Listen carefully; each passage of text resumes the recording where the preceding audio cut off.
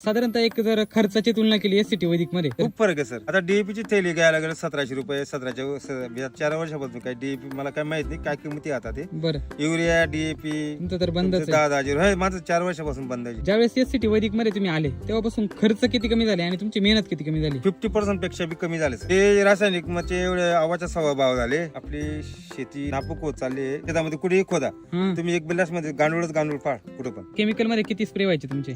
स्प्रेस करत राहतो ना सर. आता एक पण स्प्रे नाही झाला सर. पहिल्यापासून 2.5 महिने झाले आणि एक पण स्प्रे नाही दिलाय मला. आता ह्या प्लॉट कडे जर बघितलं तर याची कॅनोपी कशी आहे? लोक येतात पाहायला. मी जे चॅलेंज करतो ना लोकांना, एकदा माझ्या शेतामध्ये येऊन पहा. हा. मी काय करतो ते पाहून घे आणि मग चॅलेंज करतो. आणि ज्या लोकांचे 6 स्प्रे झाले हा. त्याचं माझं जेवढं निघतंय तेवढं पण निघत नाही. रोजचे 3,000चे 4,000चे विकून आणते. माझी गिराईक वाट पाहत होती आता वेळ होऊन गेली. माझी गिराईक वाट पाहत. म्हणजे ग्राहक आतुरतेने वाट बघत राहतात. मी कर्जबाजारी कांद्यांमुळे आणि कपाशीमुळे झालो होतो. त्याच्यामुळे आता नील झालो. हम्म. आता बेनिफिट मध्ये गंमत. ही शेती जर तुम्हाला भेटलीच नसती कर्जबाजारी झाला. मी आत्महत्या करण्याचा विचार केला होता. मुलाच्या डोळ्यासमोर आला. तिकडे फेल झाला मला. तेव्हापासून काहीतरी वेगळं करायचं. मग राम सरांचे व्हिडिओ पाहून या लेवलला आहे. कर्ज नाही काही नाही. एकच सांगतो मी वैदिक पद्धतीने भाजीपाला पीक. जमीनच नापीक झालेली आहे. त्याला तुम्ही पहिले सशक्त करा. पहिले 1-2 वर्ष तुम्हाला त्रास होईल. आता माझा 4थं वर्ष आहे त्यामुळे मला आता काही अडचण नाही. हा गिलकाचा प्लॉट मी 12 महिने घेतो. डेली 3,000 रुपये भेटले 10 दिवसात 30,000 रुपये. हा. 30 दिवस जर रेग्युलर चालू राहिले तर पैसे किती होतात? 1000 स्वतः रुपये. विकतो सर. मी राम सरांचे युट्यूबला व्हिडिओ पहा. तुमचं आयुष्याचं कल्याण होऊन जाईल. माझं झालंय सर. धन्यवाद सर, खूप छान अनुभव आहे तुमचा. धन्यवाद सर.